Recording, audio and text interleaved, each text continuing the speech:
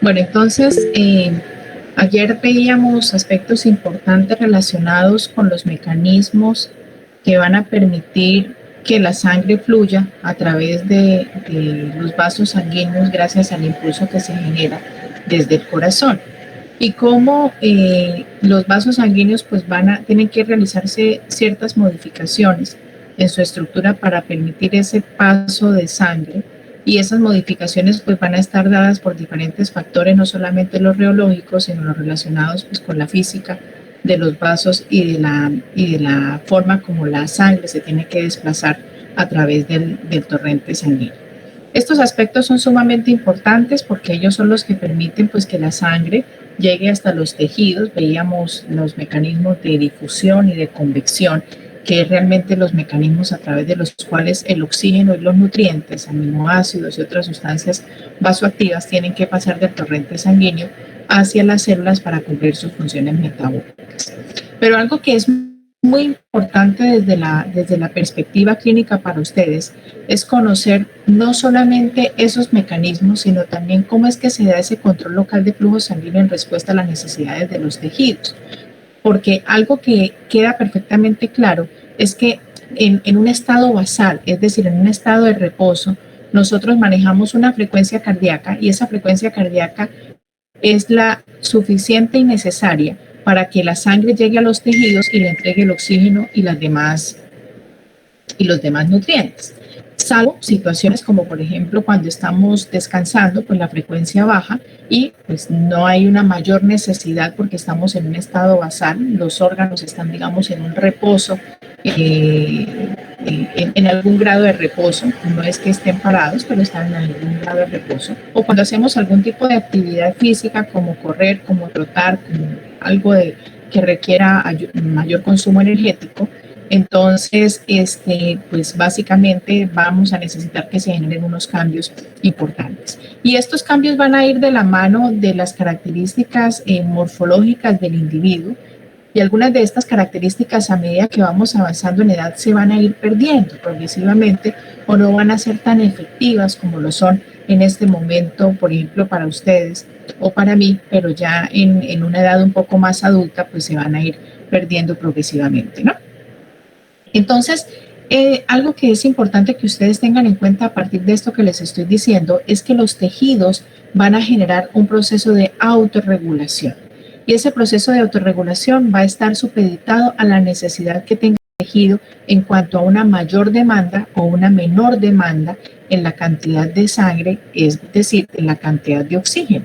Y algunas de esas necesidades que van a ser específicas para estos tejidos, pues son lo que hemos estado hablando. La primera de ellas es la entrega de oxígeno a los tejidos. Ayer les comentaba dentro de las gráficas del profesor que mediante el proceso de difusión entonces el oxígeno pasa a los alvéolos, y una vez pasa a los alvéolos pues hay algo que vamos a ver cuando ya veamos pulmonar, y son las diferencias de presiones. La presión con la que está el oxígeno en la atmósfera, la presión con la que entra al alvéolo y la presión que va a permanecer a través de los vasos sanguíneos, bien sea capilares arteriales o capilares venosos. Entonces se entrega el oxígeno a los tejidos a través de esos capilares arteriales allá en el último rincón, y es una de esas funciones supremamente importantes y pues parte de la necesidad que tenga el tejido.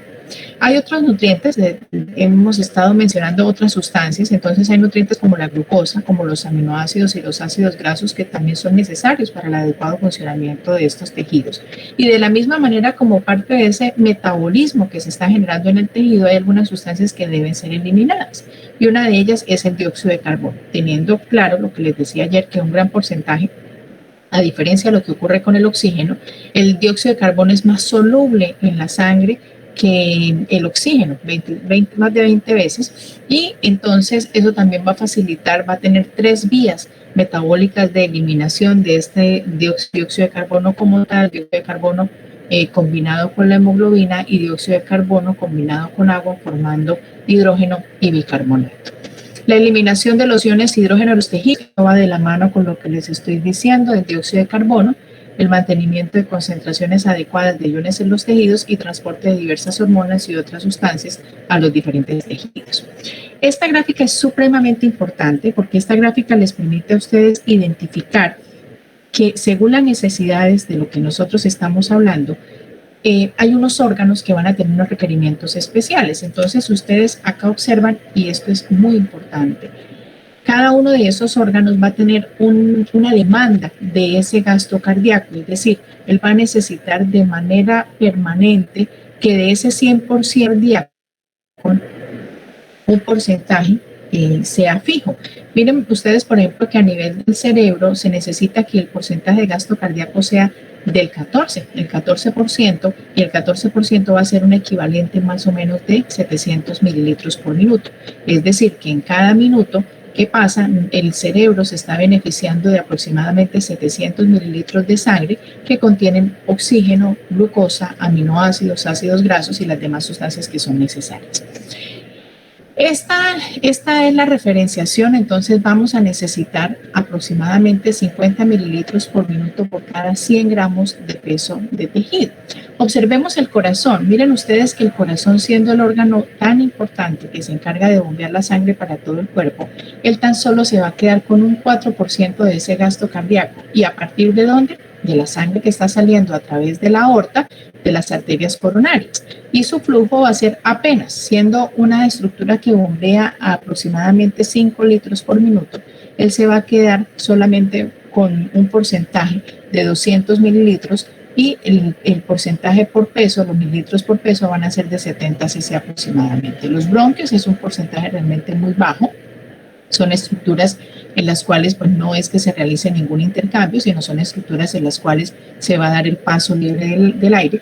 Pero miren ustedes cuando vemos el riñón y el hígado, el riñón cumple una función tan importante en la eliminación de metabolitos de desecho, y el hígado una estructura también tan grande, con un peso bastante importante, miren que duplica prácticamente lo que tenemos acá con relación al cerebro. Pero si analizamos estas dos estructuras, pues en virtud de su función, es una función que realmente no para. El cerebro puede disminuir su volumen en cuanto a ruido, ¿cierto? En cuanto a pensamientos, mientras que los riñones y el hígado siempre van a estar trabajando. Entonces, el porcentaje del gasto cardíaco va a ser aproximadamente un 22% para los riñones, que equivale a 1.100 mililitros por minuto, y la cantidad, siendo un órgano tan pequeño, va a ser de 360 mililitros por cada 100 gramos de peso de tejido. El hígado, como les decía, tiene un porcentaje mucho mayor comparativamente con los otros órganos. De hecho, es el más importante, diríamos, 1.350, importante en volumen, y 95 mililitros serían exactamente lo que sería por cada 100. Y el hígado, a su vez, se va a dividir en los dos tipos de circulaciones que tiene, la circulación portal y la circulación arterial. Y observan ustedes que el porcentaje de gasto cardíaco para la circulación portal va a ser mucho más alta, y es precisamente porque esta circulación es la circulación que viene recogiendo la sangre de los intestinos. Y esta sangre venosa que viene de los intestinos es la sangre que, a través de los procesos de absorción, va a llevar al hígado todos los nutrientes necesarios pues para formar las sustancias metabólicas, proteínas, aminoácidos, que van a ser necesarias pues para la conformación de las estructuras celulares como tal, desde la pared celular hasta los diferentes organismos. Vemos el músculo cuando está inactivo. Entonces, de manera en estado de reposo tendremos un 15% del gasto cardíaco, que van a ser más o menos 750 mililitros por minuto, pero este porcentaje claramente va a cambiar cuando el paciente o cuando la persona inicia algún tipo de actividad física. Los huesos un 5%, la piel, entonces, por ejemplo, cuando la piel está fría, es un 6%, la glándula tiroides, a pesar de ser una glándula tan pequeñita, pero tiene funciones metabólicas tan importantes, recibe un 1% de ese gasto cardíaco, que son 50 mililitros, pues para ese órgano tan pequeñito. Y miren, 160 por cada 100 gramos de tejido. Las glándulas adrenales, otros tejidos, y en total, pues aquí ya sumamos lo que corresponde al gasto cardíaco. Bueno, ¿alguna pregunta que tengan hasta ahí, o todo eso está claro?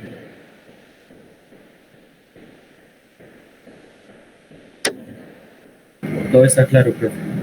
Bueno, esto es importante que ustedes lo tengan muy presente, porque esas variaciones de los flujos sanguíneos como pueden ver, pues resultan a veces sorprendentes precisamente en virtud de las necesidades metabólicas que tengan cada uno de esos tejidos. Entonces, cuando nosotros miramos, por ejemplo, acá lo que les estaba diciendo del músculo, el músculo pues va a tener apenas este porcentaje, pero cuando se empieza a hacer actividad física o algún tipo de ejercicio intenso, pues esto se va a incrementar de una manera exponencial. Y eso pues va a traer como consecuencia una respuesta tanto cronotrópica como dromotrópica como lucitrópica del corazón precisamente, inotrópica también, pues para poder responder a estos cambios que se están generando. ¿Cuál es la importancia entonces que nosotros tenemos con ese control del flujo sanguíneo por los tejidos locales?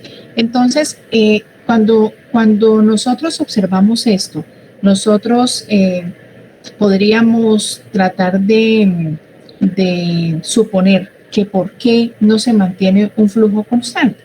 Y pues la respuesta es muy sencilla, porque ese flujo va a obligar a que, o mejor, el hecho de que se mantuviera un flujo constante impediría que los órganos bajo determinadas circunstancias pudieran funcionar de una manera óptima, de una manera adecuada a esa necesidad.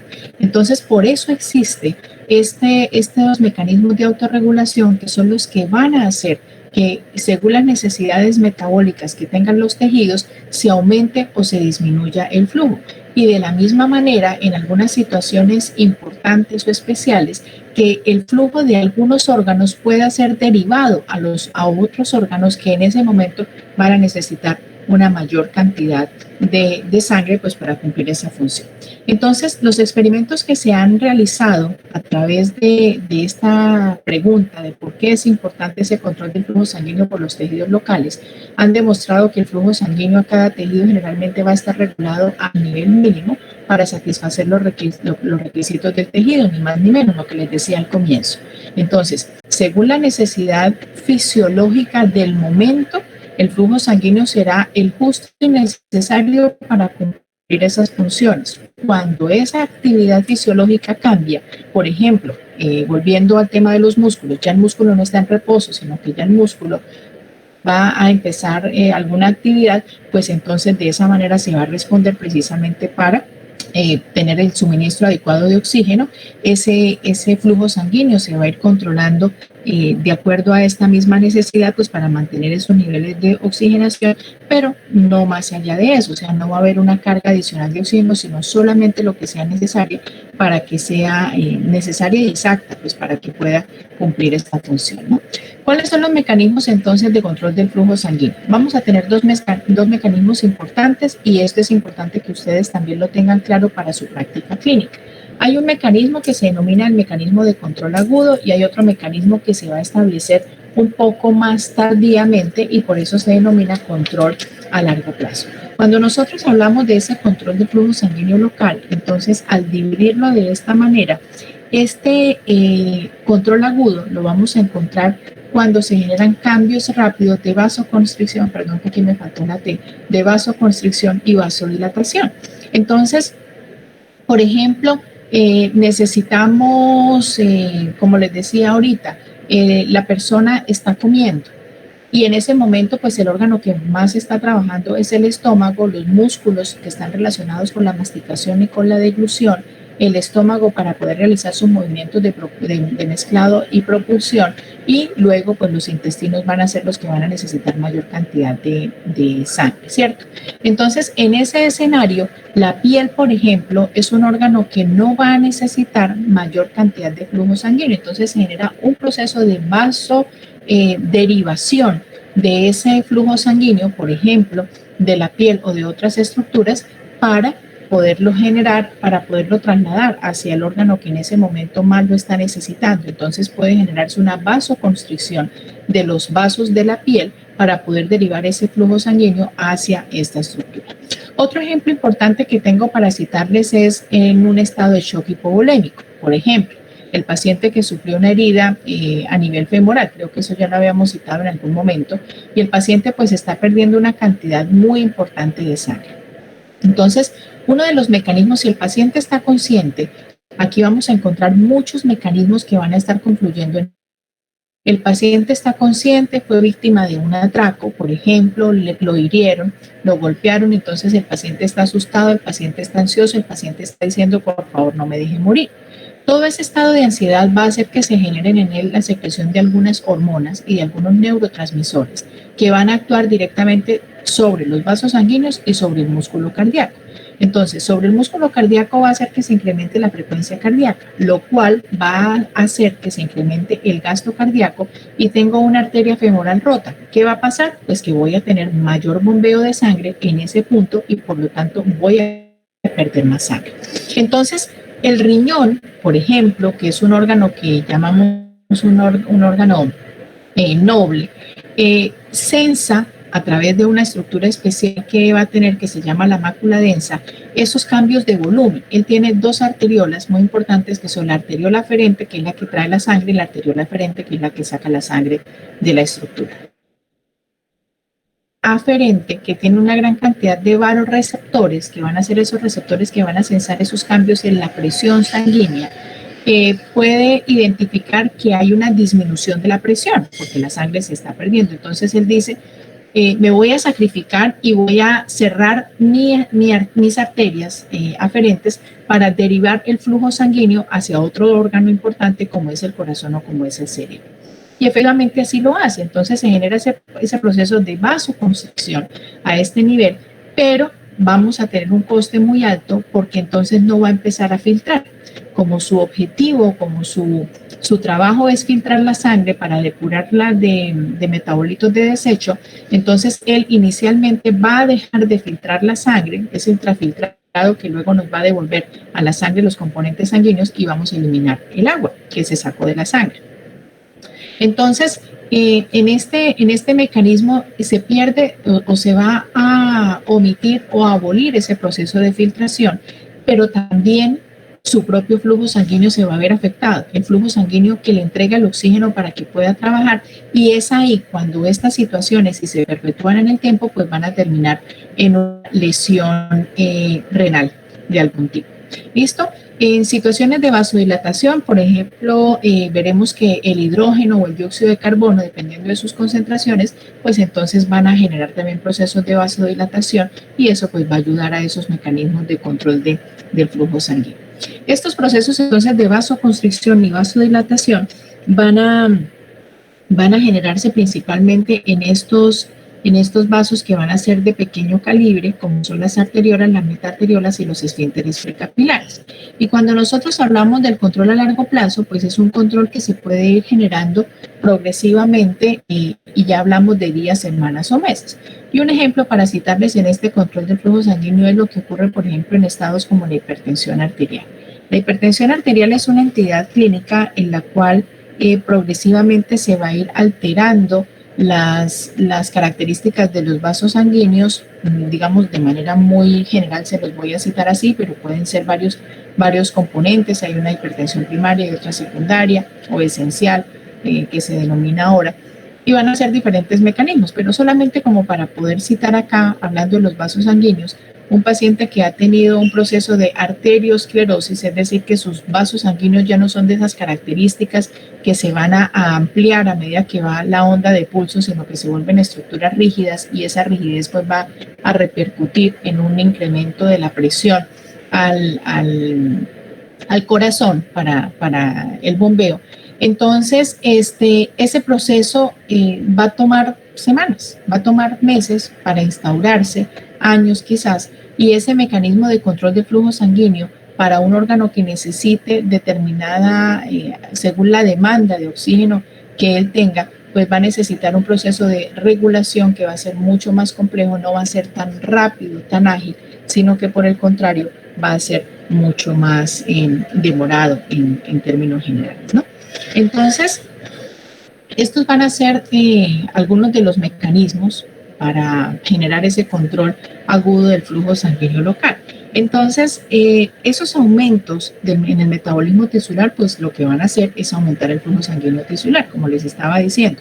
El tejido va a utilizar solamente lo que necesita, pero si en algún momento pues tiene un aumento, aquí tengo un nivel normal, Aquí tengo el flujo sanguíneo, ¿cierto? Que sería el valor normal, lo establecemos, por ejemplo, de 1.1, dependiendo del órgano o la estructura que yo lo esté viendo. Pero si este, por ejemplo, lo tomo como ejemplo, que es el músculo esquelético, esta figura entonces me está mostrando que más o menos es de 1.1, ¿cierto? La cantidad de sangre que vamos a necesitar, y esta sería la o la cantidad, la frecuencia del metabolismo, que sería también de 1.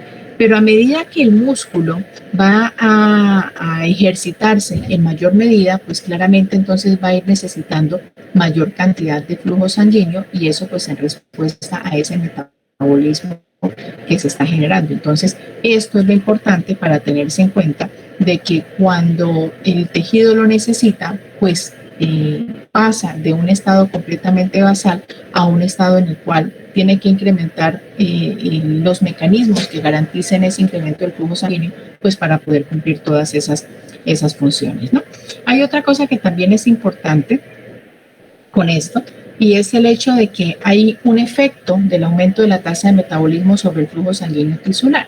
Entonces, el flujo sanguíneo no solamente me va a servir a mí para llevar el oxígeno y para llevar todos esos nutrientes.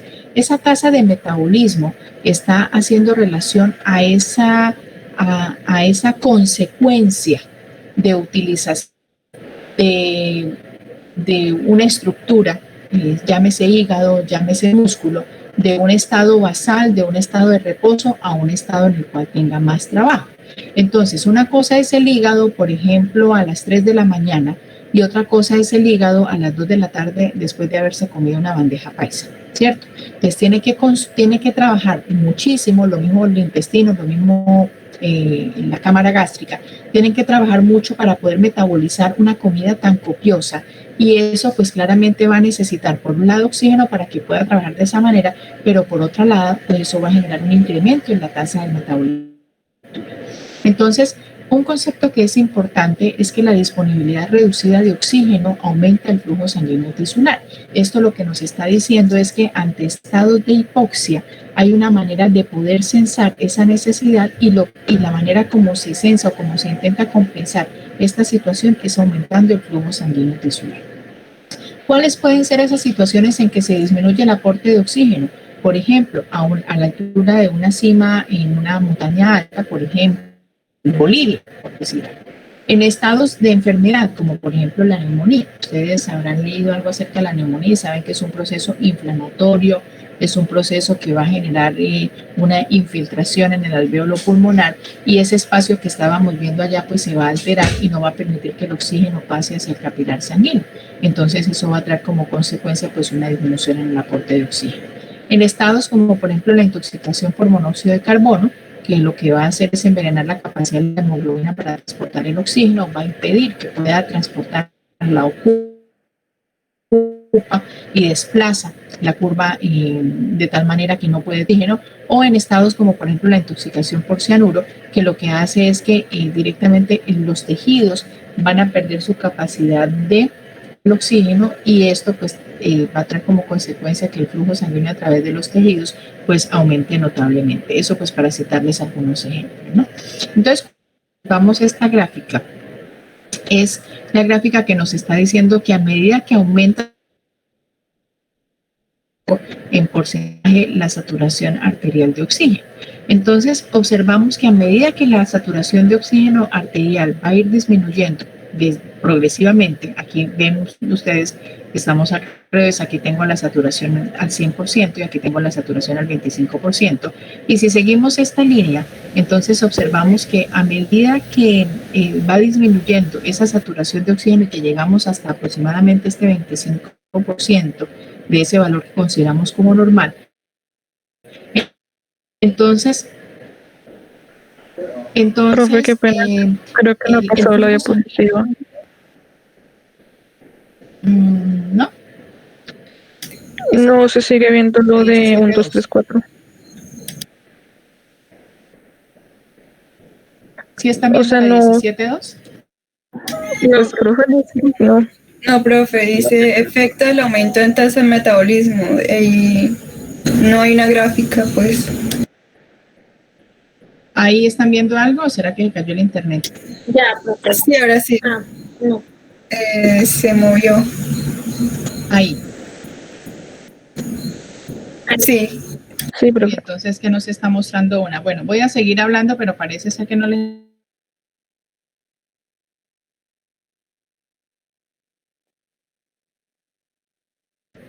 Y lo que se quería mostrar, si tienen el libro ahí, lo que se quería mostrar es que miren que disminuye la saturación de oxígeno, o sea, bajo este concepto, la disponibilidad reducida de oxígeno aumenta el flujo. Entonces, la disminución de la saturación de oxígeno, como ven ustedes aquí, que se disminuye al 25%, pues va a disminuir, va a aumentar precisamente el flujo sanguíneo, y este es un mecanismo compensatorio. Me estoy quedando sin oxígeno, entonces el mecanismo compensatorio es tratar de que se incremente el flujo sanguíneo, porque en algún porcentaje la hemoglobina que está viniendo a través de este flujo sanguíneo está saturada y necesito sacar ese oxígeno de esta hemoglobina para ese tejido. ¿Listo? Entonces, esta gráfica, eso es lo que nos está ilustrando. Otra cosa que es importante para tener en cuenta es que existen unas teorías y son las teorías de los vasodilatadores para la regulación del flujo sanguíneo local agudo, el posible papel especial de la adenosina. Pero antes de que se me olvide, esto que les estaba mencionando por acá, esto de la intoxicación por cianuro, es un tema que es pues bastante interesante.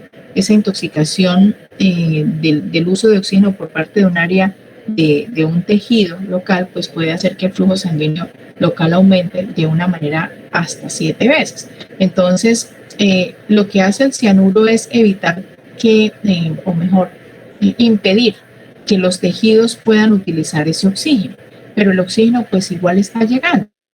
Aún así, ante esta necesidad, el tejido responde generando un feedback para que ese feedback incremente el flujo sanguíneo de una manera bastante importante, de tal manera que pudiera llegar a compensarse, pero en definitiva pues no es muy eficiente. Igual existen estas teorías que son las teorías de los vasodilatadores para la regulación del flujo sanguíneo local agudo.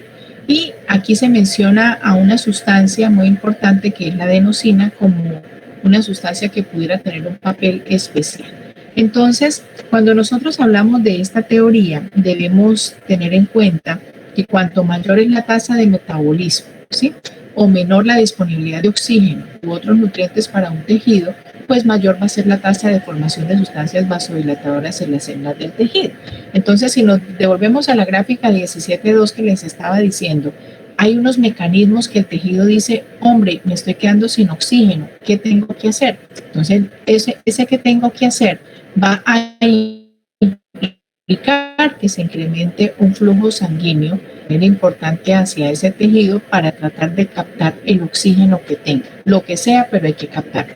Entonces, cuando se presenta esa situación, hay una de las maneras para poder incrementar ese flujo sanguíneo es generar la vasodilatación. Al ampliarse los vasos, pues va a llegar más sangre, y la manera como se puede ampliar esos vasos sanguíneos o se puede generar esa vasodilatación es a través de la formación de sustancias como por ejemplo la adenosina, que es una sustancia bastante importante, o como el óxido nítrico que ahora veremos. Entonces, la adenosina, el dióxido de carbono, los compuestos de fosfato de adenosina, la histamina, los iones de potasio y los iones de hidrógeno van a ser como las sustancias que con mayor frecuencia ustedes van a encontrar en la literatura y que científicamente se han referenciado como las sustancias que van a generar ese proceso de vasodilatación, pues para incrementar ese flujo sanguíneo. Estas sustancias, cualquiera de generarse directamente en el tejido en respuesta a esa deficiencia de oxígeno. Cuando se han hecho experimentos con estas sustancias, y ahorita les voy a contar algo de la adenosina, estas han mostrado pues que la disminución de la disponibilidad de oxígeno va a provocar la liberación de la adenosina y también el ácido láctico. Y el ácido láctico, pues ya saben ustedes que es por una vía totalmente anaerobia, ¿cierto? Y ese ácido láctico pues contiene también iones ¿qué? Hidrógeno, y esos iones hidrógeno pues son los que van a generar entonces también ese estímulo vasodilatador para que llegue mayor cantidad de sangre. Entonces estas sustancias lo que hacen es provocar este proceso de vasodilatación aguda e intensa, y pues de alguna manera van a ser las sustancias responsables de que se genere esa vasodilatación para regular ese flujo sanguíneo de manera local. Esta es otra Profe, sustancia, ¿sí? ¿le puedo hacer una pregunta? Dígame, claro. Es acerca del primer enunciado pues que vemos en el cuadro gris, que pues Sí, nos dice que se aumenta la vasodilatación en las células de dicho tejido que lo necesita. sí. Entonces, aquí en esto también podríamos decir que en el resto del organismo habría vasoconstricción para trasladar esa sangre a donde está vasodilatada, que es ese tejido, ¿o no? Este es un mecanismo local. Hay un mecanismo general que es el que tú estás mencionando, pero este es un Ok. mecanismo local, no necesariamente va a implicar que se derive. Además hay que entender que un ejemplo como el que les estaba citando de la herida en la femoral, donde hay una pérdida tan importante de sangre, o sea, el paciente está perdiendo litros, ¿sí? No es comparable a lo que puede ocurrir pues en algunas células de algún tejido, sin menospreciar la importancia que cada uno de ellos tenga. Pero esto es un mecanismo completamente local, es algo ahí en el punto en el cual se necesita.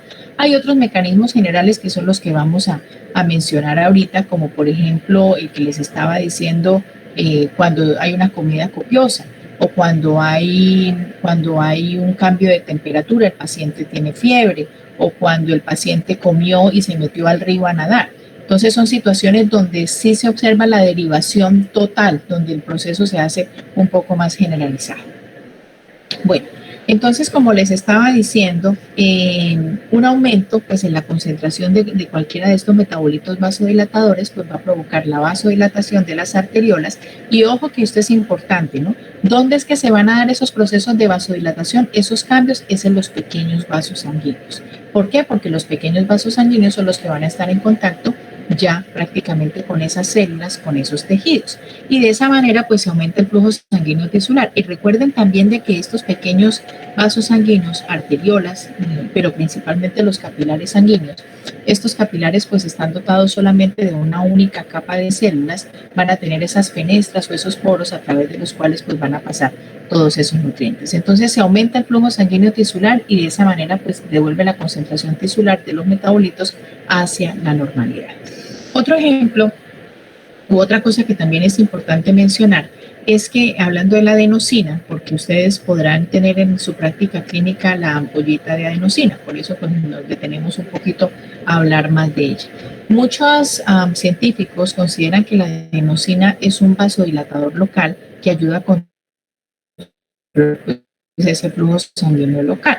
Cuando las células del músculo cardíaco, estas células son capaces de liberar cantidades diminutas de adenosina cuando el flujo sanguíneo coronario se vuelve demasiado pesado. Esa es una de las teorías que explica que un paciente pues, que tenga alguna alteración en sus coronarias, es decir, que estén llenas de plomo,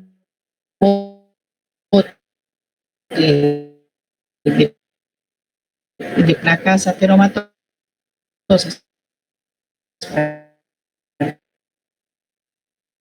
o que se presenten esos saltos, estas arterias coronarias, y de esa manera pues van a conseguir que ese flujo sanguíneo coronario vuelva a la normalidad. A mayor actividad cardíaca, pues entonces va a existir mayor metabolismo, eso queda claro. Y el hecho de que haya mayor actividad y mayor metabolismo, pues eso va a necesitar mayor consumo de oxígeno. Y ese mayor consumo pues va a traer digamos que algunas consecuencias importantes y uno pues la primera que es una disminución en la concentración de oxígeno en las células del músculo cardíaco. Segundo, esto pues consecuentemente va a obligar a que se degrade mayor ATP y finalmente esa degradación de ATP pues va a traer como consecuencia la liberación de la adenosina.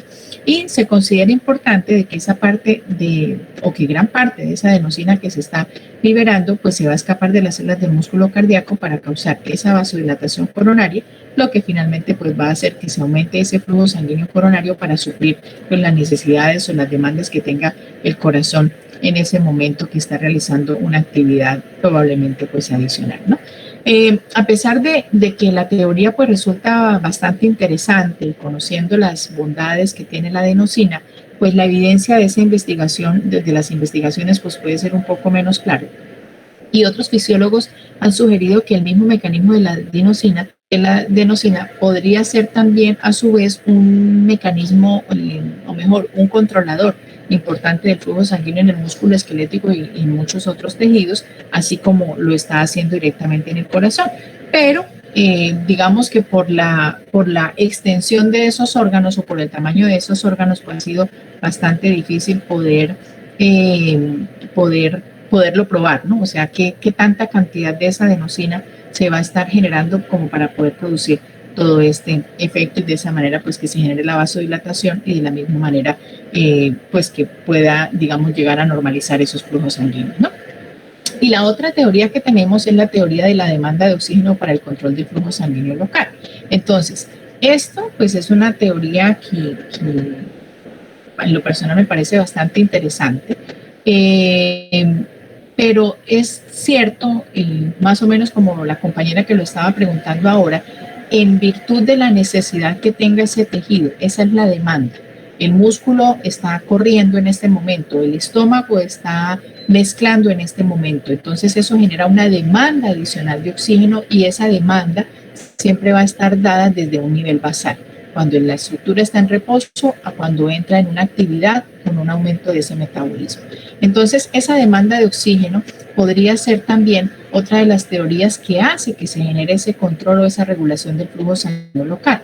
Esa teoría de los vasodilatadores, como estábamos viendo, pues es una teoría bastante bonita, ¿cierto? Es una teoría que en la parte científica pues es bastante aceptada, pero han habido algunos hechos críticos que a partir de otros fisiólogos que han hecho que se plantee otra teoría. Y esa teoría también se denomina, así como demanda de oxígeno, la teoría de la demanda de los nutrientes. ¿Y los nutrientes por qué? Pues porque no solamente estamos hablando de que el oxígeno es el único que nos va a servir para todos estos procesos, sino que también se van a necesitar la glucosa, los ácidos grasos, los aminoácidos y todo lo demás que contenga. Entonces, en términos generales, pues nosotros sabemos que el oxígeno es el nutriente metabólico para provocar la contracción de los músculos vasculares, ¿cierto? Y pues otros nutrientes que también van a ser importantes, por ejemplo, la glucosa, para todos estos procesos. Pero cuando no hay una cantidad de oxígeno adecuada, entonces resulta interesante pensar que si el oxígeno es el que está implicado en el proceso de la contracción del vaso sanguíneo, entonces la ausencia de oxígeno sería el responsable de ¿qué? De la vasodilatación de los vasos sanguíneos, o sea, los vasos sanguíneos se relajarían y a través de ese proceso de relajación entonces se incrementaría el flujo de oxígeno. Esas son preguntas bastante interesantes. Entonces, ese aumento de la utilización de oxígeno en los tejidos como resultado del aumento del metabolismo podría disminuir teóricamente esa disponibilidad de oxígeno para las fibras musculares lisas en los vasos sanguíneos y eso pues sería la responsable, lo que ocasionaría finalmente esa vasodilatación local. Esta gráfica, que es la gráfica 17.3, nos está mostrando, pues es un diagrama de un área de unidad de un tejido, ¿cierto? Aquí tengo entonces unas células tisulares y aquí estoy viendo la metarteriola y aquí estoy viendo una estructura bien interesante que son los esfínteres precapilares. Y estamos observando entonces en este diagrama que nos permite ver un área de unidad de tejido para una explicación del control de retroalimentación local aguda del flujo sanguíneo, que va a mostrar pues estas estructuras que están atravesando pues un tejido en particular. Entonces, esta figura nos está mostrando básicamente es una unidad vascular tisular que va a constar de esta metarteriola con un solo capilar, que es este que va a estar en el brazo lateral y que está en medio de este tejido. Entonces, el origen de este capilar, aquí observan ustedes ese esfínter precapilar y alrededor de la metarteriola pues tenemos varias fibras de músculo liso, que es lo que ustedes están observando aquí.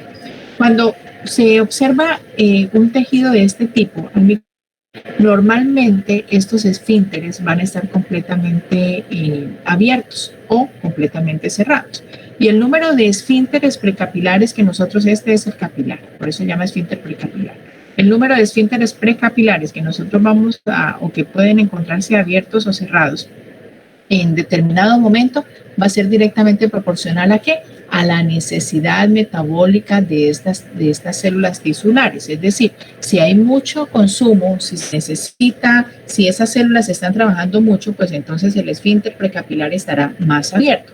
Pero si la cantidad de oxígeno de flujo sanguíneo que se necesita en virtud de lo que está haciendo el tejido no es mayor, entonces seguramente se va a encontrar entonces el esfínter precapilar cerrado. Entonces, estos esfínteres precapilares y esas metarteriolas se van a ir abriendo y cerrando de manera cíclica en el tiempo, y esos periodos entonces de apertura y cierre pues van a ser básicamente o van a estar básicamente relacionados con esas necesidades de oxígeno o metabólicos del oxígeno, ¿no? Del oxígeno, lo que necesite básicamente ese tejido. Entonces, es importante que ustedes tengan en cuenta esto. Miren acá que tenemos que si hay una disminución de la entrega del oxígeno o si hay un aumento del metabolismo tisular, entonces esto va a traer como consecuencia que el oxígeno del tejido se disminuye.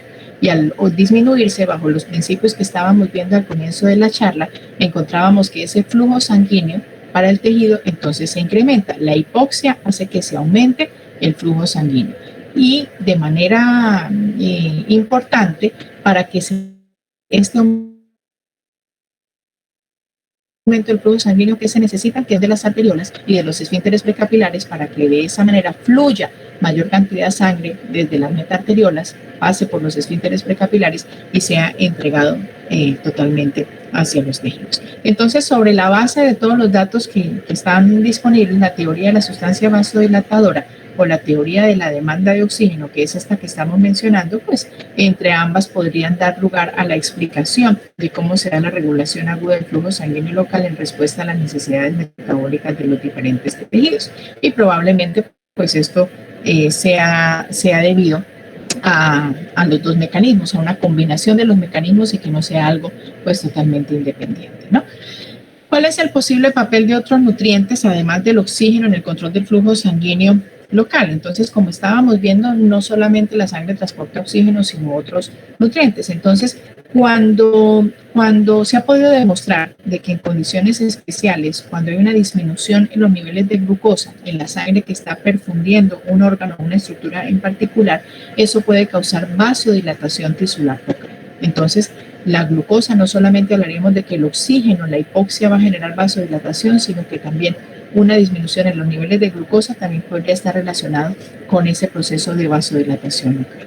Los aminoácidos también van a ser otros nutrientes que vamos a encontrar, o los ácidos grasos, si ellos se encuentran deficientes en esta sangre de perfusión, también entonces podrían ocasionar vasodilatación tisular. Esto pues todavía es incierto, no se ha podido determinar del todo. Y el proceso de vasodilatación ocurre entonces en procesos de enfermedad. Y una de esas enfermedades parasitarias, por ejemplo, la deficiencia de la vitamina B, tiamina.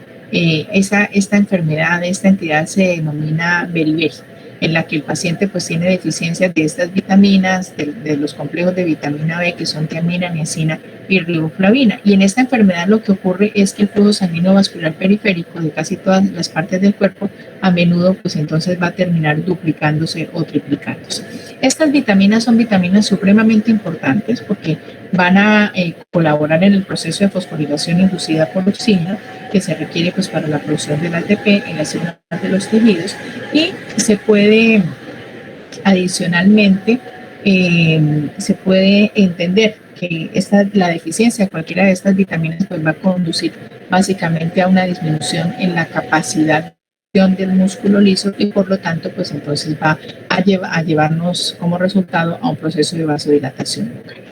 Estos ejemplos, estas dos gráficas que son la 17.4 nos están mostrando los ejemplos especiales del control metabólico agudo del flujo sanguíneo local.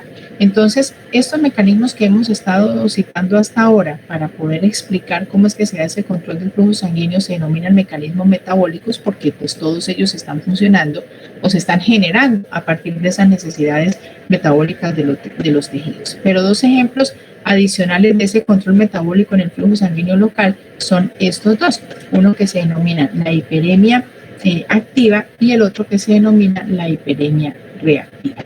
Entonces, observan ustedes acá en la primera gráfica el flujo sanguíneo a nivel del músculo. Entonces, cuando se da un proceso de oclusión arterial, Entonces, cualquiera de las arterias del músculo va a ser ocluida con un esfingomanómetro, con lo que ustedes consideren. Al disminuir el flujo sanguíneo para esa estructura que se esté regando, se va a generar entonces un proceso que se denomina la hiperemia activa. Y esa hiperemia activa pues va a generarse después de ese aumento de la actividad metabólica del tejido, mientras que la hiperemia reactiva ocurre después de que el suministro de sangre a los tejidos se bloquea durante un periodo pues también breve, ¿no?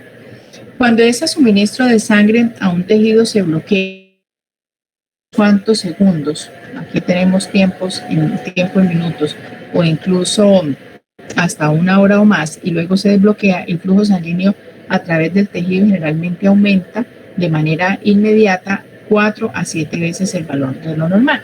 Y nosotros, por ejemplo, en la práctica clínica lo vemos sobre todo en las cirugías donde se necesita la utilización de un torniquete para evitar, por ejemplo, que la extremidad sangre mucho, hablando, por ejemplo, de una amputación, o cuando hablamos, por ejemplo, de cirugía de mano, que son pequeños vasos, son cirugías muy finas, entonces se tiene que poner un torniquete para poder generar esa oclusión arterial, disminuir el flujo sanguíneo en un porcentaje importante sin que la extremidad pues no se perfunda, solamente pues para evitar una pérdida mayor de sangre. Y esos procedimientos de oclusión, nosotros digamos que la literatura nos permite utilizarlos durante 60 minutos, máximo 90 minutos. Al cabo de esos 90 minutos hay que bajar ese torniquete y esperar alrededor de 15-20 minutos para volverlo a montar en caso de que no se haya podido terminar la cirugía, precisamente por estos dos procesos que estamos viendo acá. Y los podemos observar, ese tiempo que estamos generando de reposo luego del torniquete van a servir precisamente pues para que se restablezca ese flujo sanguíneo y de esa manera, como les estaba diciendo, se incrementa el flujo de 4 a 7 veces ese valor normal. Y ese aumento del flujo pues va a continuar durante unos segundos si el bloqueo ha durado unos segundos, pero a veces pues va a continuar tantas horas si el flujo sanguíneo se ha detenido durante 1 hora o más, y ese fenómeno pues es el que se va a llamar la hiperemia reactiva. Esa hiperemia reactiva entonces es otra manifestación de ese mecanismo de regulación del flujo sanguíneo metabólico local, es decir que cuando de manera intencional o no se genera esa disminución del flujo sanguíneo, va a ocasionar la movilización de una serie de factores, pues buscando precisamente la vasodilatación para compensar todo ese periodo de tiempo que estuvo disminuida la circulación. Cuando se dan esta oclusión, pues por periodos cortos de tiempo, ese flujo sanguíneo adicional durante la fase de hiperemia reactiva, pues va a durar básicamente lo necesario para poder compensar casi exactamente ese déficit de oxígeno tisular que se ha acumulado durante ese periodo de oclusión. Y este mecanismo pues básicamente lo que hace es enfatizar esa estrecha conexión entre la regulación del flujo sanguíneo local y el suministro de oxígeno y por supuesto de otros nutrientes hacia los tejidos, ¿no? Esto es un concepto, que es supremamente importante, y es el proceso de autorregulación del flujo sanguíneo durante cambios en la presión arterial. Y existen dos mecanismos importantes descritos en la literatura, que son los mecanismos metabólicos y los mecanismos biológicos. Ya casi nos va a acabar la hora. En cualquier tejido del cuerpo donde se genere pues un aumento de la presión arterial, pues va a provocar inmediatamente un aumento del flujo sanguíneo, ¿sí? Eso es sencillo y eso es claro.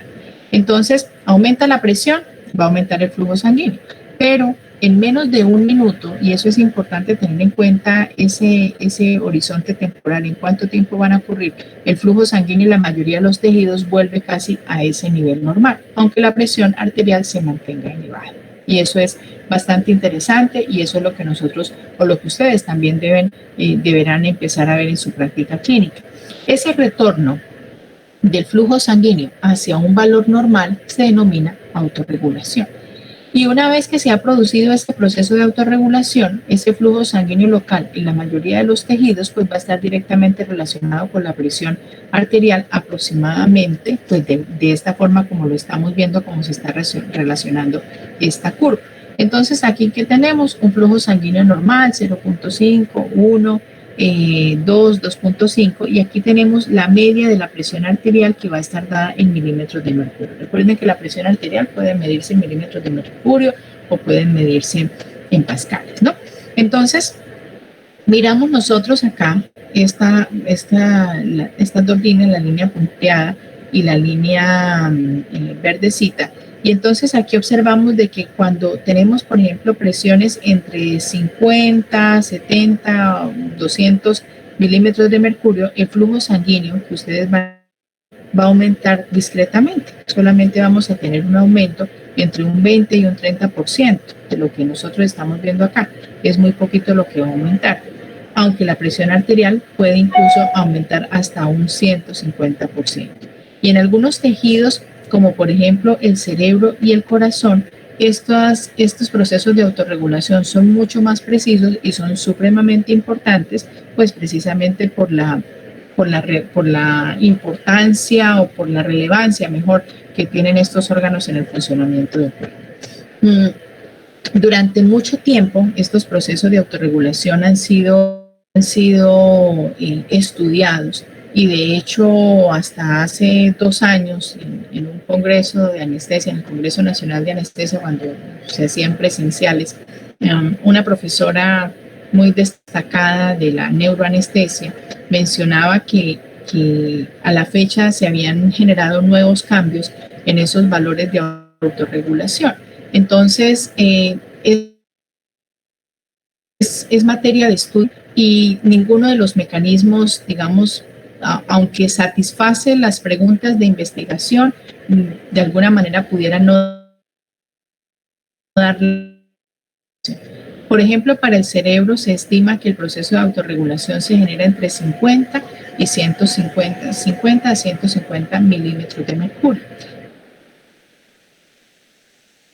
con independencia de esa presión. Entonces, digamos que es un rango bastante amplio en el cual se va a garantizar, sea que haya cambio de la presión en cualquiera de los dos sentidos, siempre se va a mantener este flujo sanguíneo de manera constante para preservar la función del órgano. No sé si me hago entender, pero el proceso de autorregulación lo que busca es que, a pesar de que hayan variaciones o cambios importantes en la presión arterial, siempre de alguna manera van a garantizar que el flujo sanguíneo se mantenga constante, sea permanente, a pesar de estas situaciones adversas, para garantizar la sobrevida del órgano y el adecuado funcionamiento del mismo.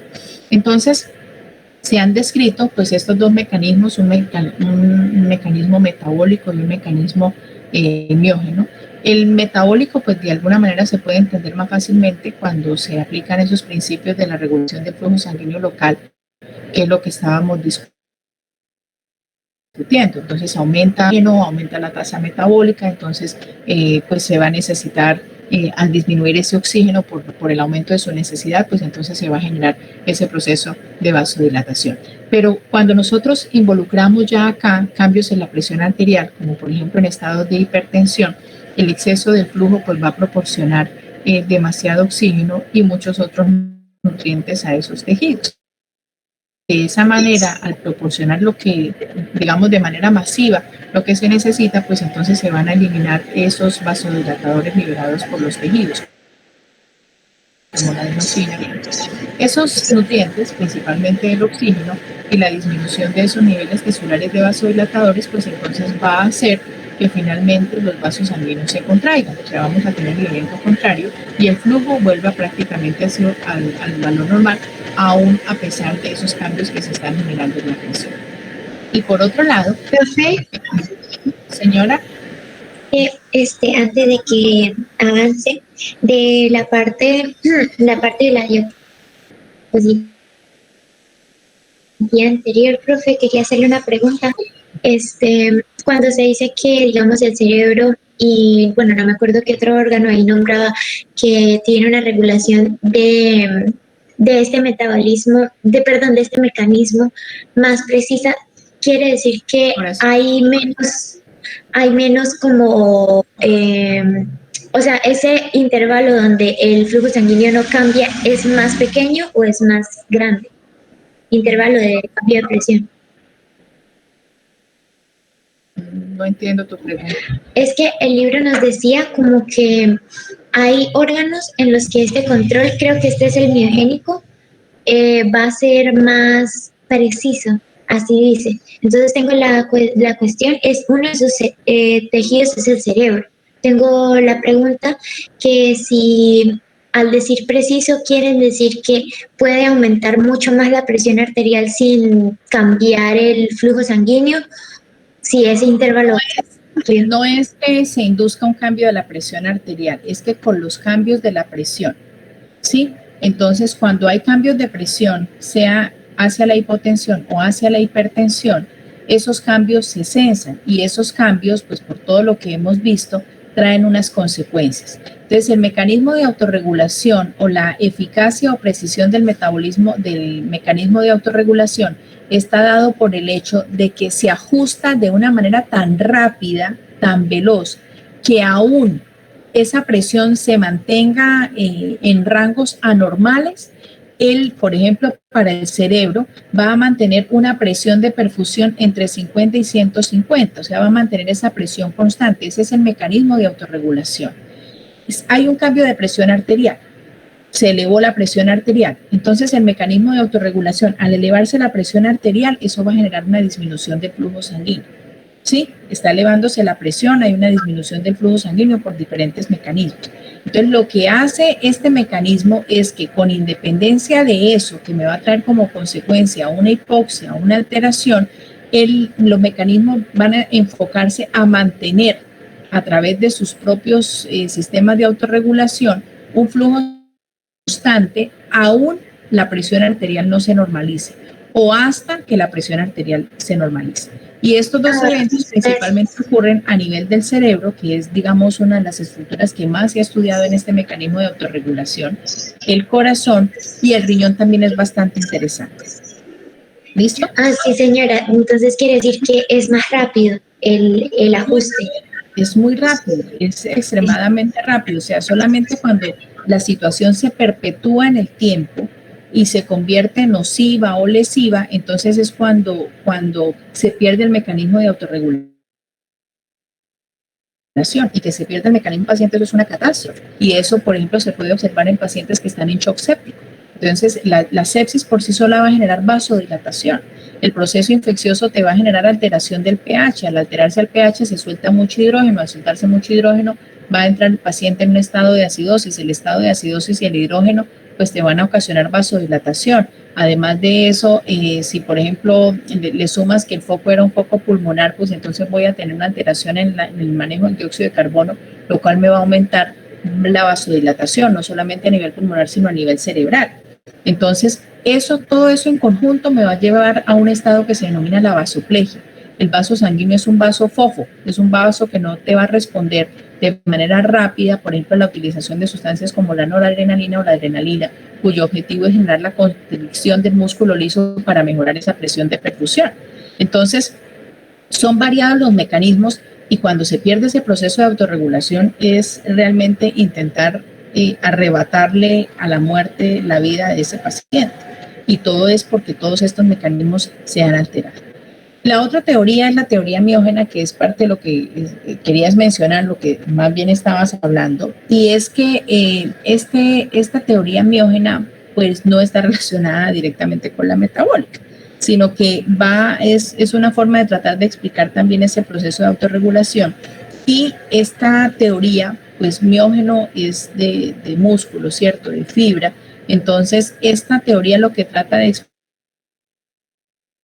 explicar es que cuando se giramiento de los pequeños vasos sanguíneos, pues eso va a hacer que la pared del músculo liso de la pared del vaso pues se contraiga. Entonces es como la respuesta. Entonces mecanismos que generaron el estiramiento de la fibra. Entonces la respuesta a ese estiramiento de la fibra es contrario, es decir, se tiene que contraer. Y al contraerse, pues eso va a hacer que se aumente la presión para esa zona, para ese tejido, y de esa manera, pues entonces se va a generar esa regulación del flujo sanguíneo. Y se denomina autorregulación porque es la fibra del vaso sanguíneo la que está sensando ese cambio y es la que obliga a que se contraiga, pues para mantener, digamos, esa normalidad dentro del vaso sanguíneo. Pero si tenemos un escenario donde no es una presión alta, sino es una presión baja, pues ese estiramiento del vaso sanguíneo va a ser menor. Entonces lo que va a pasar es todo lo contrario, el músculo liso se va a relajar, lo que hace que se disminuya la resistencia vascular y eso pues va a ayudar también a que el flujo sanguíneo vuelva a lo normal. Esta respuesta miógena va a ser inherente al vaso sanguíneo, o sea, siempre que veamos ese mecanismo de autorregulación miógeno vamos a estar hablando de que es principalmente a nivel del músculo liso vascular y este mecanismo puede surgir o puede presentarse aún en ausencia de estímulos neuroendocrinos, o sea, no necesariamente tiene que haber una estimulación hormonal o una estimulación de neurotransmisores. Este efecto pues, va a ser mucho más pronunciado en las arteriolas, pero también puede observarse de una manera quizás un poco más sutil en las arterias, en las vénulas, incluso pues, en algunos vasos linfáticos. Esta contracción miógena, entonces bajo los principios de despolarización y repolarización que nosotros hemos visto, pues entonces se va a iniciar en la despolarización vascular inducida por el estiramiento de esa fibra muscular y va a ir aumentando rápidamente con la entrada de los iones de calcio. Entonces el ion calcio va entrando a estas fibras desde el espacio extracelular y esto pues finalmente bajo los mecanismos que ustedes ya conocen van a hacer que se contraigan estos vasos sanguíneos, ¿no? Estos también es interesante de que estos cambios en la presión vascular pues también van a generar apertura o cierre de los canales iónicos que van a influir en esa contracción vascular y digamos que los mecanismos mediante los cuales se pudiera dar lugar a la explicación de ese ingreso, de esa movilización de iones, pues todavía no es muy claro, pero pues se supone que debería existir algún mecanismo o algún efecto mecánico de la presión sobre las proteínas extracelulares que están unidos a los elementos del citoesqueleto de la pared vascular o los propios canales iónicos, ¿no? Este mecanismo miógeno pues es muy importante y pareciera tener pues un rol fundamental para prevenir el estiramiento excesivo de los vasos sanguíneos cuando aumenta la presión arterial. Y eso pues uno lo puede ver en pacientes que manejan presiones arteriales absolutamente absurdas. Esta mañana, por ejemplo, me tocó una señora que tenía una presión de 202 de sistólica con una diastólica como de 108. Entonces uno dice, ¿cómo puede andar por la calle una presión de presión sin que se le reviente un vaso sanguíneo, sin que se reviente, sin que se rompa una arteria? Entonces, digamos que todos estos mecanismos, como estábamos viendo al comienzo de la presentación, hay unos que son a largo plazo. Entonces, ella debe tener un mecanismo de autorregulación muy preciso a pesar de ser una paciente de 71 años, porque es que es un cambio de presión absolutamente gigante, pero digamos que se ha preservado de alguna manera por la función de cerebro y de corazón, ¿no? Así pues de una manera como bastante general. Pareciera ser que estos factores metabólicos pueden tener una influencia importante sobre estos factores miogénicos en circunstancias especiales donde las demandas metabólicas de los tejidos aumentan significativamente, como por ejemplo cuando se hace el ejercicio, lo cual pues hace que se aumente de una manera importante el flujo sanguíneo a nivel del músculo esquelético, como les estaba mencionando, ¿no? Y hay estos mecanismos especiales para el control agudo del flujo sanguíneo en los tejidos específicos. Entonces, hace un rato les estaba hablando, por ejemplo, de lo que ocurre a nivel de los riñones. Entonces, por aquí ustedes tienen la arteriola, vamos a ver si nos vemos por acá, a ver, me ubico bien en la gráfica, túbulo proximal, esto está volteado. Esta es la arteriola aferente, la que trae el flujo sanguíneo, normalmente esta es al revés. La arteriola aferente, entonces por aquí viene el flujo sanguíneo. Entonces el flujo sanguíneo va a pasar por todos estos pequeños capilares que ustedes están viendo acá. Aquí vamos a tener una cápsula que se llama la cápsula de Bowman.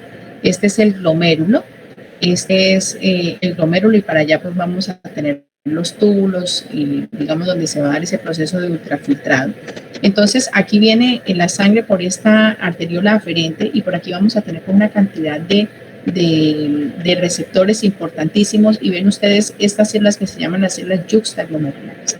Estas células yuxtaglomerulares hacen parte de ese aparato yuxtaglomerular y va a ser un importantísimo regulador de la presión arterial. Entonces aquí tenemos que esa sangre va a pasar por toda esta estructura, está en la cápsula de Bowman, ahí ustedes ven esas células y la cápsula de Bowman pues se va a encargar de realizar un filtrado. Una vez que la sangre pasó por aquí, se filtró, y va a seguir el recorrido por los túbulos para finalmente dar lugar a la formación de orina. Entonces, por esta otra, que es la arteriola deferente, entonces la sangre que ya viene, digamos que purificada, entonces se va a devolver por esta arteriola deferente y de esa manera pues retorna al torrente sanguíneo. Aquí, ¿verdad? Aquí, en esta estructura que ustedes están viendo acá, vemos esto que se llama la mácula densa. Y esta mácula densa es una estructura de este epitelio tubular distal. Esta estructura pues va a estar adyacente, como lo pueden ver ustedes acá, a la arteriola aferente y a la arteriola eferente en este aparato yuxtaglomerular. Cuando se degenera digamos, llega más sangre de lo normal. ¿Y cómo va a llegar más sangre de lo normal? Pues en un principio por un incremento de la presión arterial. Entonces se va a filtrar mayor cantidad de líquido a través del glomérulo al sistema tubular. Entonces, como llegó tanto, más de lo que normalmente, entonces se da un sistema de retroalimentación de este sistema yuxtaglomerular aquí a la mácula densa. Y esto va a traer como consecuencia que diga, hombre, está llegando mucha sangre, están filtrando mucho, se va a perder mucha agua, se va a orinar mucho, entonces vamos a generar una discreta vasoconstricción de la arteriola aferente para que no siga llegando tanta sangre o tanto líquido para filtrado, y esa es una de las maneras como se reduce ese flujo sanguíneo renal y la tasa de filtración, es decir, la cantidad de sangre que se va a ultrafiltrar para finalmente dar lugar a la formación de orina, hasta que se mantenga más o menos en una rata normal que oscila entre 0.5 a 1 mililitro por kilogramo de peso hora. Entonces, yo que peso alrededor de 70 kilos, yo debería estar filtrando 70 cc por hora. Pero como nosotros, a menos que sean escenarios como las unidades de cuidados intensivos, no andamos con una sonda puesta, ¿cierto? Para medir lo que orinamos por hora. Entonces, uno hace un cálculo pues algo grosero. Digamos que en la mañana va 2 veces al baño, la mañana tiene 6 horas. Entonces, en cada micción deben eliminarse entre 200 y 300 mililitros de orina, ¿cierto? Y pues cada quien hace más o menos un cálculo de eso. Otro de los mecanismos especiales para el control del flujo sanguíneo en tejidos específicos, pues entonces lo vamos a encontrar. Entonces, el cerebro, pues obviamente es una estructura que necesita sí o sí tener ese mecanismo de autorregulación, pues por todas las funciones que se van a dar en él. Y es, digamos, de los sitios más refinados por el ejemplo que les estaba diciendo. Hay pacientes que con hipertensión arterial mucho menor a lo que les estaba contando esta señora, porque esa señora ya tiene absolutamente todo regulado para andar en la calle con 200 de sistólica. Hay pacientes que con menos de esa presión pues han tenido rupturas cerebrales. Entonces, siendo otro mecanismo diferente, pero digamos que lo que garantice que llegue flujo sanguíneo al cerebro y que permita su adecuado funcionamiento, tiene que ser ese proceso de autorregulación. Además del control de flujo sanguíneo, mediante la concentración de oxígeno que estábamos viendo en los tejidos, esta concentración de dióxido de carbono y de hidrógeno pues desempeñan un papel fundamental en este proceso de autorregulación. Entonces, cuando se genera un aumento en la de una de estas dos sustancias o de las dos sustancias, va a ocasionar la vasodilatación de los vasos cerebrales, y esto va a permitir entonces la eliminación rápida de ese exceso de dióxido de carbono o de iones de hidrógeno en los tejidos cerebrales. Miren ustedes que se retroalimentan a sí mismos. O sea, hay una gran concentración de dióxido de carbono, hay una gran concentración de hidrógeno, y eso va a inducir vasodilatación, y el objetivo de esta vasodilatación va a ser la eliminación. Este mecanismo pues resulta muy importante porque el nivel de excitabilidad del cerebro va a depender en gran medida del control exacto de esa concentración del dióxido de carbono, como en la concentración de los iones hidrógeno.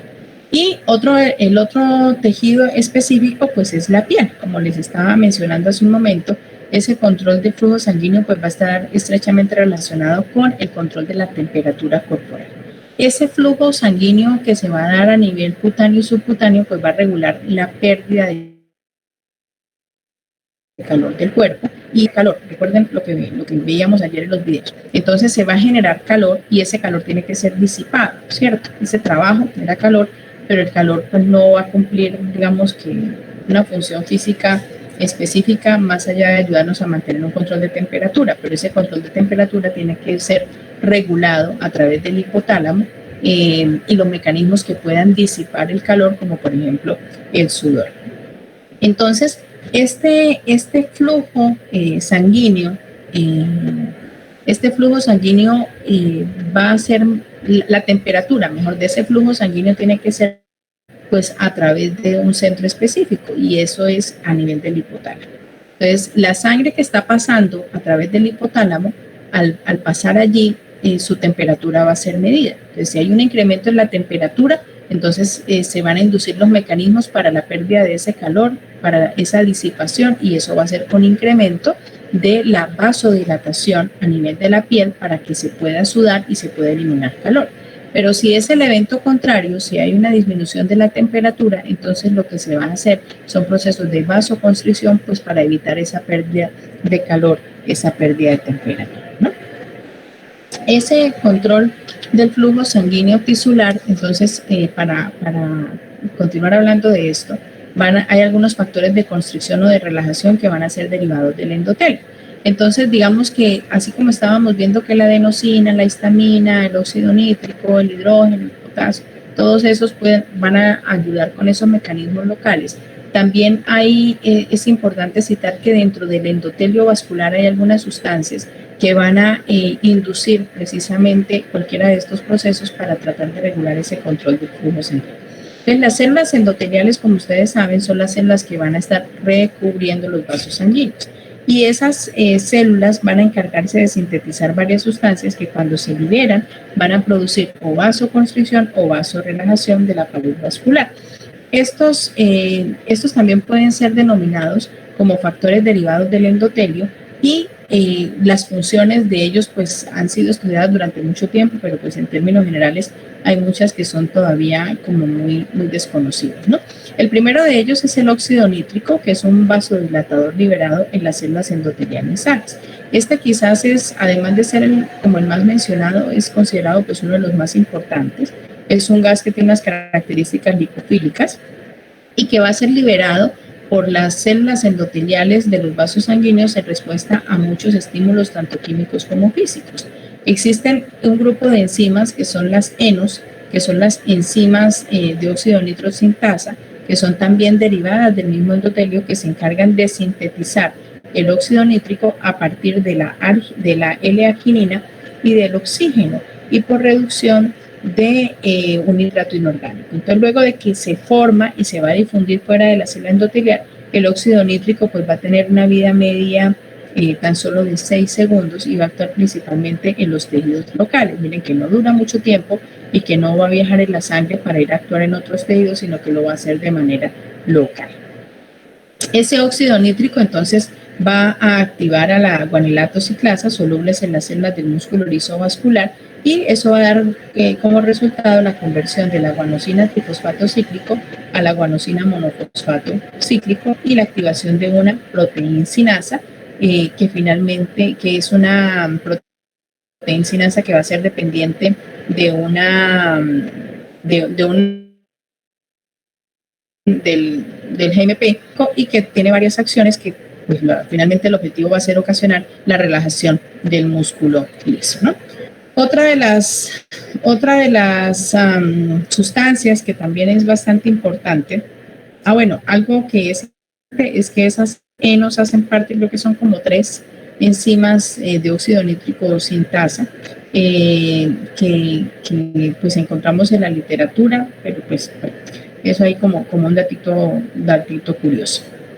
Ese flujo de sangre que se está generando a través de las arterias y las arteriolas, entonces va a ocasionar un esfuerzo a nivel de las células endoteliales, y ese esfuerzo pues va a estar dado por la necesidad de impulsar la sangre contra las paredes vasculares. Entonces, como les decía ayer, la sangre pues tiene unas características importantes, no es líquida como el agua, pero no es una estructura tan densa, pero sí tiene una cantidad de elementos formes. Entonces, ustedes pueden imaginarse que cuando la sangre está pasando aquí a través de estas estructuras, pues eso va a generar pues como un estrés, ¿cierto? Un estrés vascular, y ese estrés vascular hace que las células pues de alguna manera se movilicen o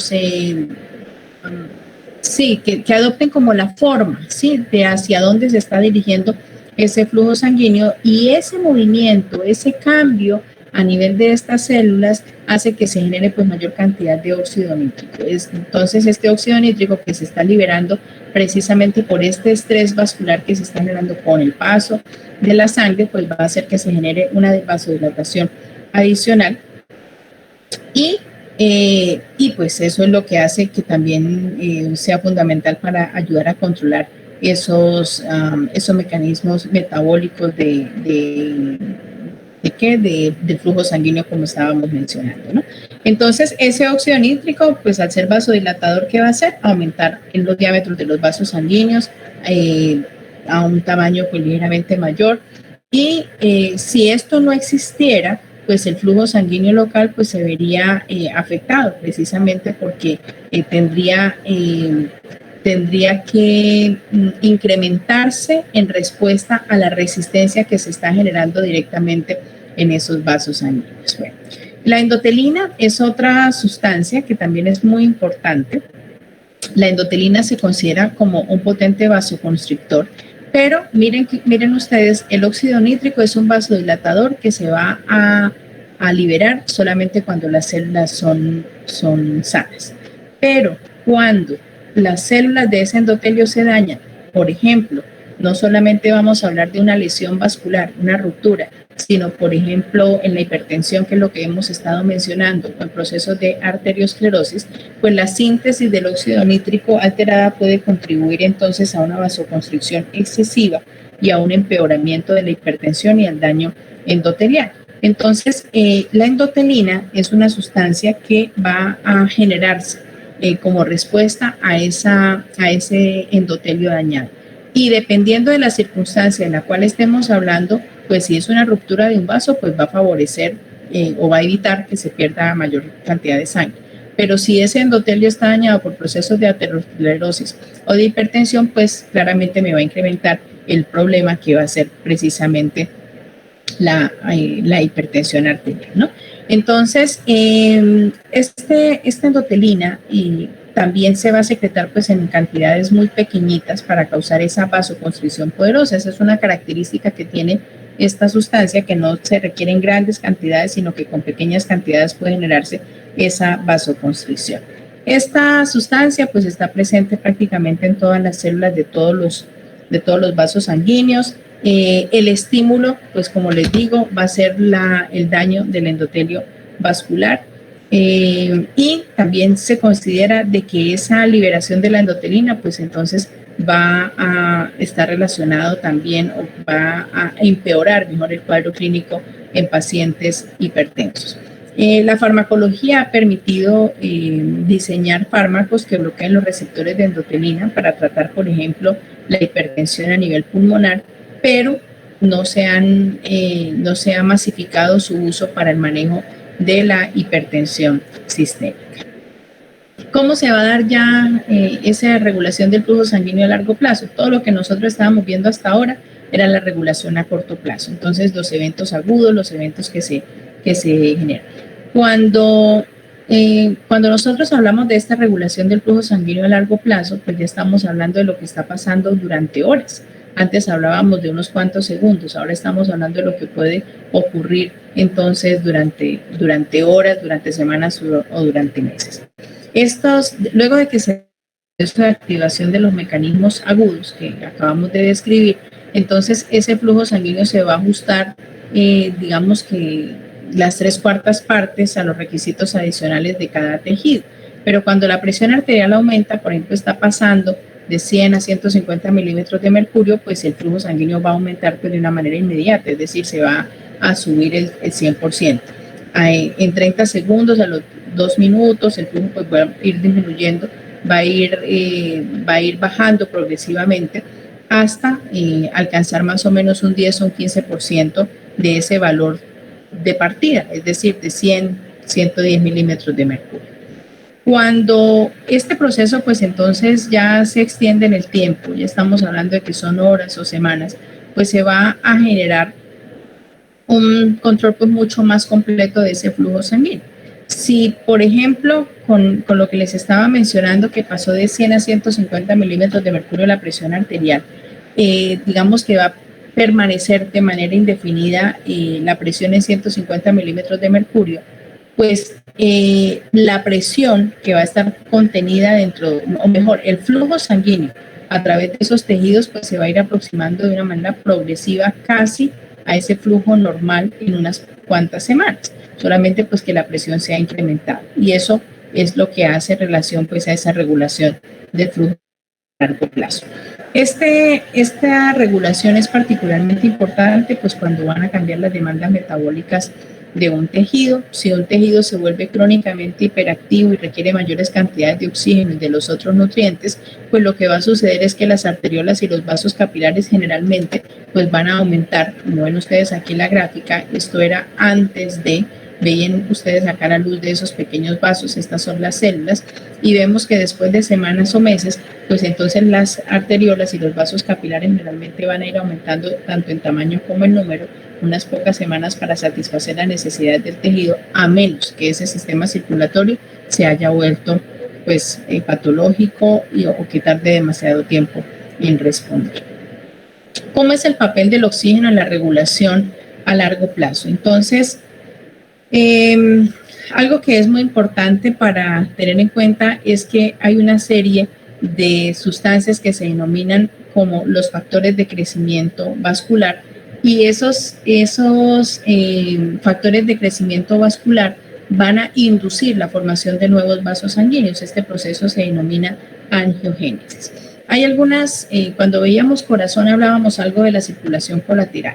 Entonces, hasta determinada edad pueden generarse esa neoformación de vasos sanguíneos para poder compensar esas demandas metabólicas. Luego de determinada edad, de un tiempo, pues la formación de esos nuevos vasos sanguíneos se va a reducir de manera importante. Y esta angiogénesis pues va a depender principalmente de esos factores de crecimiento vascular que van a ser inducidos precisamente por el oxígeno, por la necesidad de ese oxígeno.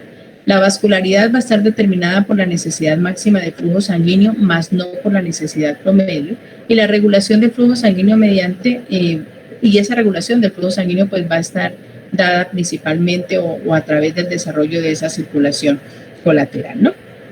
Miren ustedes un ejemplo interesante que nos ponía el libro, y es que, por ejemplo, personas que vivan personas no vivan en altitudes elevadas donde el oxígeno atmosférico es bajo. Entonces nos mencionaban ahí que, por ejemplo, los bebés prematuros que se colocan en carpas de oxígeno con fines terapéuticos, que son como las máscaras de Hood, pero un poco más grandes para que pueda meterse todo el niño allí. El exceso de oxígeno provoca el cese casi inmediato del nuevo crecimiento vascular en la retina de los ojos del bebé prematuro, e incluso provoca la degeneración de algunos de los pequeños vasos que ya se han formado.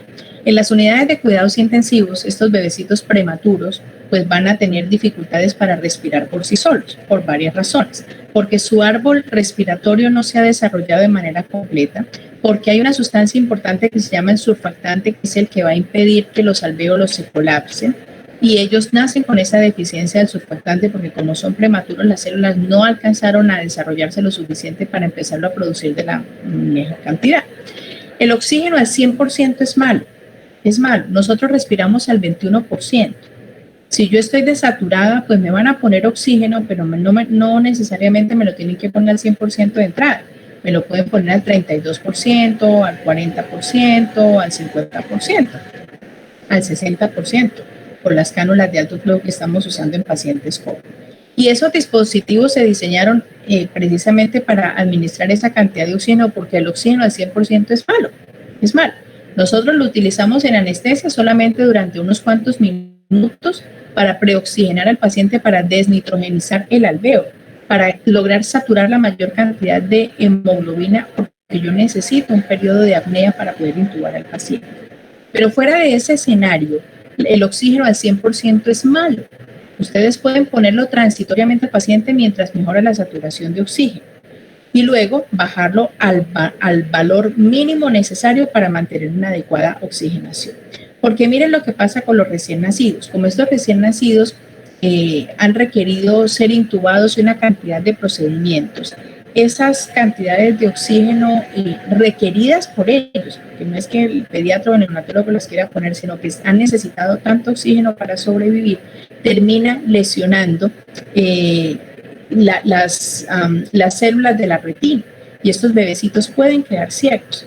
No nacen ciegos, pero dentro de este proceso pueden terminar perdiendo la visión.